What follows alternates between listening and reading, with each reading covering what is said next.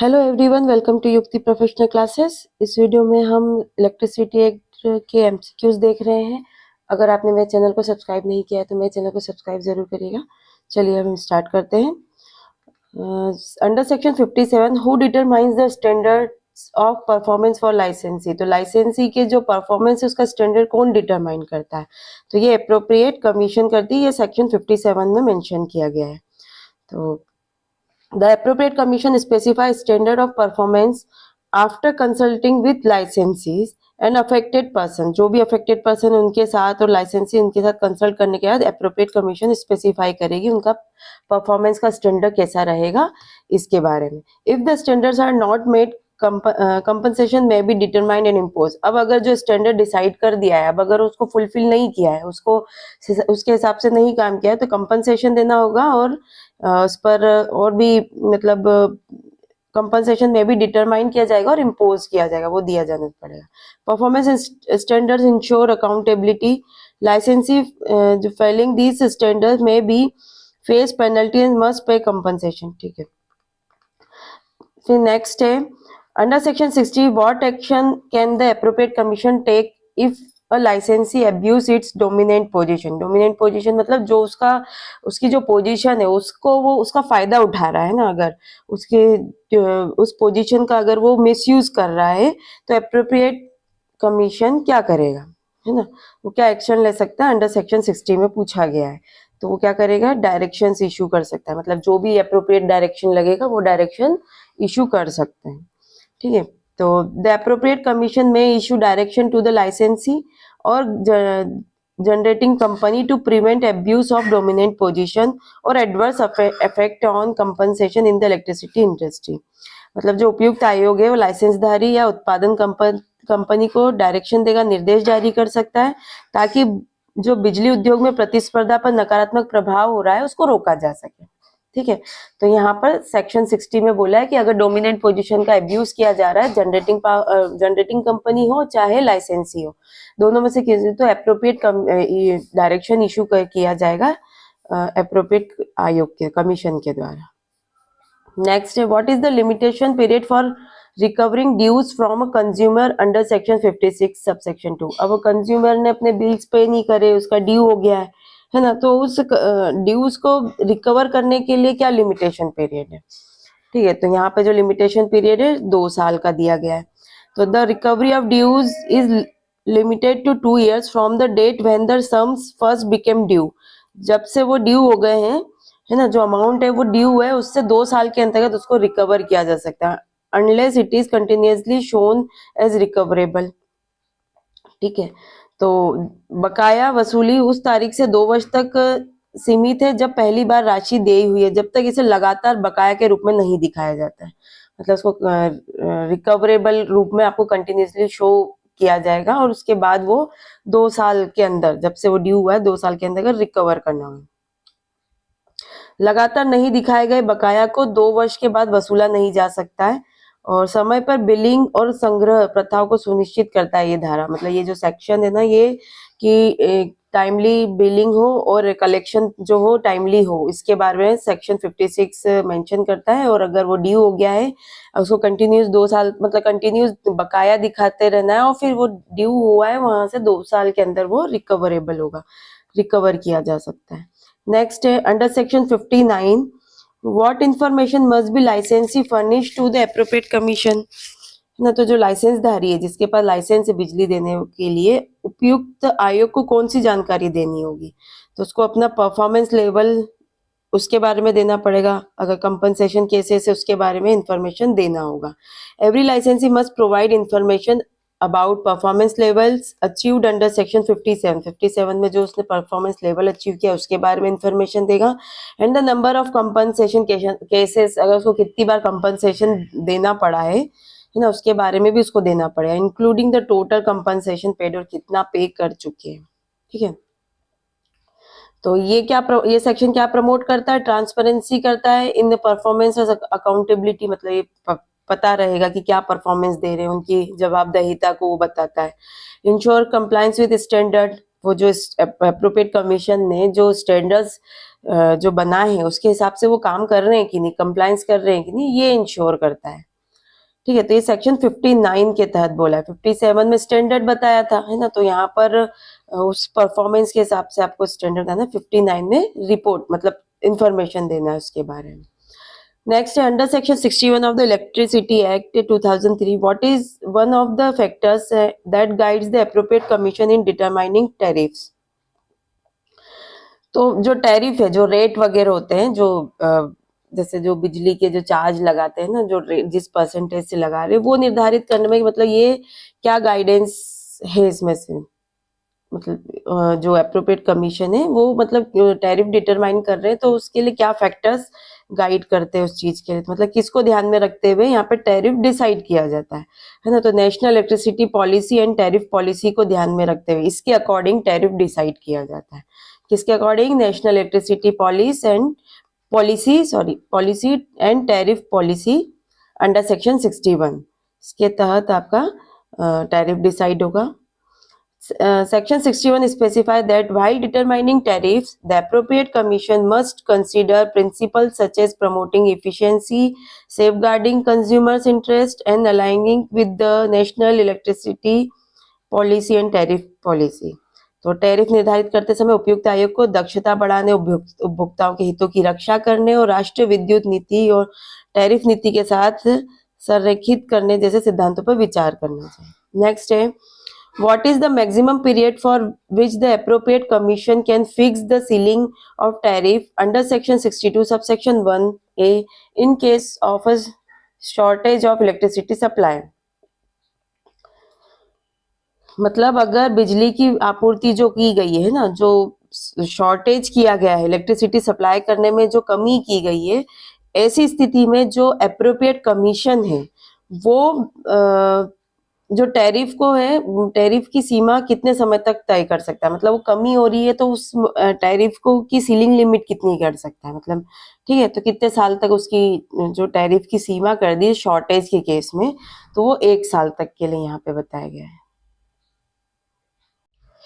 मतलब सेक्शन 62 क्या बोलता है कि अगर शॉर्टेज हो रही है इलेक्ट्रिसिटी सप्लाई में, तो जो लाइसेंसी है, जो पावर सप्लाई करने वाली कंपनी, अब शॉर्टेज हो रही है, तो वहां पे ये बताया है कि वो सीलिंग जो टैरिफ जो फिक्स है उसकी सीलिंग क्या फिक्स कर सकते हैं शॉर्टेज के केस में, कितने समय तक के लिए मतलब वहां पे डिसाइड कर सकते हैं ताकि मूल्य सही निर्धारित हो सके। तो यहाँ पर 1 साल तक के लिए आप वो टैरिफ की मतलब मैक्सिमम और मिनिमम जो लिमिट है वो डिसाइड कर सकते हैं कि ये इस परसेंटेज से हम टैरिफ को मिनिमम 1 साल तक ये वाला ले सकते हैं शॉर्टेज के केस में, है ना। तो under section 62 subsection 1 in case of electricity shortage the commission can fix the minimum and maximum tariff ceiling, है ना, मैक्सिमम और मिनिमम दोनों वो सीलिंग लिमिट बता सकता है for agreement between generating companies and licensee for a maximum period of 1 year ensuring reasonable price. Reasonable price को ensure करते हुए 1 साल तक के लिए वो उसको सीलिंग को यूज कर सकते हैं, ये एग्रीमेंट के तहत ऐसा यहाँ पे डिसाइड किया जा सकता है। Under section 63 how is the tariff determine, tariff कैसे डिटरमाइन होता है ये बताना है ना। तो मतलब टैरिफ कैसे निर्धारित किया जाता है, तो जो टैरिफ निर्धारित होता है पारदर्शी निविदा प्रक्रिया के माध्यम से, मतलब through a transparent bidding process, bid लगाई जाती है, इसमें सब अपने अपने कोड करेंगे, जो भी ट्रांसफर मतलब लाइसेंसी कंपनी है, जनरेटिंग कंपनी, अपने सब बिडिंग करेंगे, है ना, फिर उस टेंडर मतलब टेंडर भरेंगे, अपने अपने प्राइस बताएंगे, फिर उसके अकॉर्डिंग वो डिसाइड होगा। Section 63 the tariff is adopted by the appropriate commission if it is has been determined through a transparent bidding process in line with the guidelines issued by the central government। तो central government जो यदि tariff को केंद्र सरकार द्वारा जारी दिशा निर्देशों के अनुसार पारदर्शी निविदा प्रक्रिया के माध्यम से निर्धारित किया गया है, जिसे उपयुक्त आयोग द्वारा अपनाया जाता है ना। तो मतलब सेंट्रल गवर्नमेंट क्या करेगी, गाइडेंस दे देगी कि बिडिंग प्रोसेस कैसी होना है, क्या होना है, उसमें क्या फॉलो करना है, उस गाइडेंस के हिसाब से बिडिंग प्रोसेस होगी, ट्रांसपेरेंट रहेगी ये प्रोसेस, और फिर उससे जो डिसाइड होगा वही जो एप्रोप्रिएट कमीशन है उसी को अडॉप्ट कर लेगा। सेक्शन 63 में ये मेंशन किया। What is prohibited under section 62 subsection 6 of the electricity act 2003। तो इसके तहत क्या निषिद्ध मतलब क्या प्रोहिबिटेड किया गया है सेक्शन 62 सबसेक्शन 6 के तहत, तो recovery of excess charges over the determined tariff, जो टैरिफ डिसाइड किया है उससे ज्यादा का आप रिकवर नहीं कर सकते, ये प्रोहिबिटेड किया गया है सेक्शन 62 सबसेक्शन 6 में। तो प्रोहिबिट्स एनी लाइसेंसी और generating company from recovering charges exceeding the tariff determined under this section. If excess charges are recovered, they must be refunded with interest. अगर रिकवर कर लिया गया है तो इंटरेस्ट के साथ वापस करना होगा। नेक्स्ट है under section 64 subsection 3, with in how many days must the appropriate commission issue a tariff order after receiving an application. तो जो एप्लीकेशन प्राप्त होता है उसके कितने दिनों के अंदर जो अप्रोप्रिएट कमीशन है वो टैरिफ का ऑर्डर जारी कर सकता है ना। तो यहाँ एप्लीकेशन दी गई है कि टैरिफ डिसाइड हो, तो फिर टैरिफ डिसाइड कितने टाइम में होगा, तो वो 120 दिन के अंदर एप्लीकेशन मिलने से 120 दिन के अंदर अप्रोप्रिएट जो कमीशन है वो टैरिफ आदेश जारी कर देगा। तो as per section 64 subsection 3, the appropriate commission must issue a tariff order within 120 days of receiving the application, considering all suggestions and objection from the public। जो भी सजेशन है ऑब्जेक्शन है उसको ध्यान में रखते हुए वो आदेश देगा। Under section 65 of the Electricity Act, if a state government provides a subsidy to consumer, what must it ensure? अब अगर स्टेट गवर्नमेंट ने जो कंज्यूमर है उसको अगर कोई सब्सिडी दी है तो सब्सिडी देने में क्या इंश्योर करना होता है, तो सब्सिडी को निर्दिष्ट अनुसार अग्रिम रूप से भुगतान किया जाए। तो the subsidy is paid in advance as specified. यदि राज्य सरकार किसी उपभोक्ता या उपभोक्ताओं के वर्ग को सब्सिडी देते हैं तो उसे अग्रिम भुगतान करना होगा।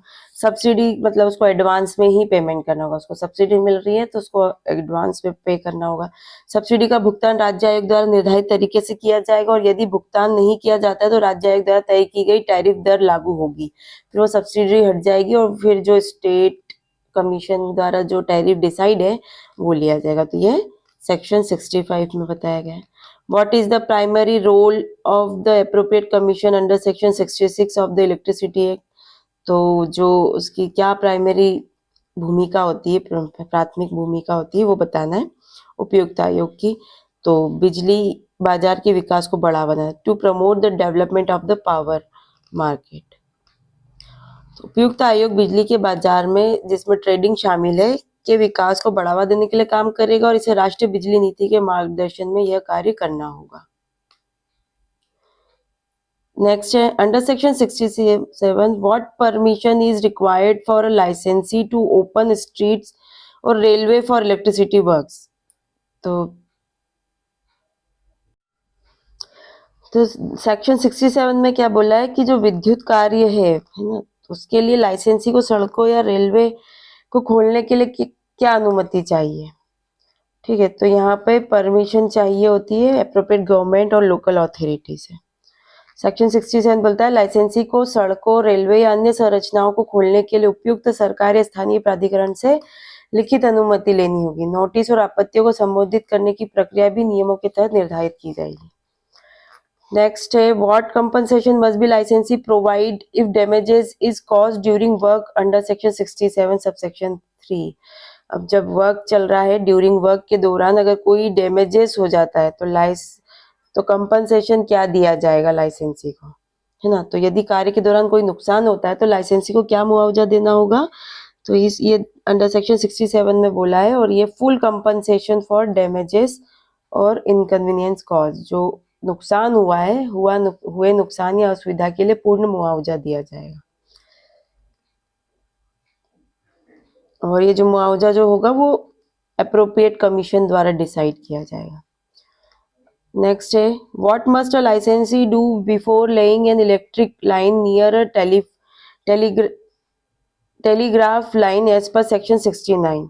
तो टेलीग्राफ लाइन के पास विद्युत लाइन बिछाने से पहले लाइसेंसी को क्या करना चाहिए, तो उसे provide a written notice to a telegraph authority, को पहले एक लिखित नोटिस देना होगा टेलीग्राफ अथॉरिटी को। उसके बाद वो विद्युत लाइन उसके पास बिछा सकता है। तो सेक्शन 69 में बोला है लाइसेंसी को 10 दिनों का लिखित नोटिस टेलीग्राफ प्राधिकरण को देना होगा। नोटिस में कार्य की योजना, उपयोग की विधि और बिजली की मात्रा जैसी जानकारी होनी चाहिए। आपात स्थिति में लाइसेंसी को तुरंत नोटिस देना होगा। ये सेक्शन 69 में बताया गया है। नेक्स्ट है under section 68 when can the appropriate government revoke approval for overhead lines.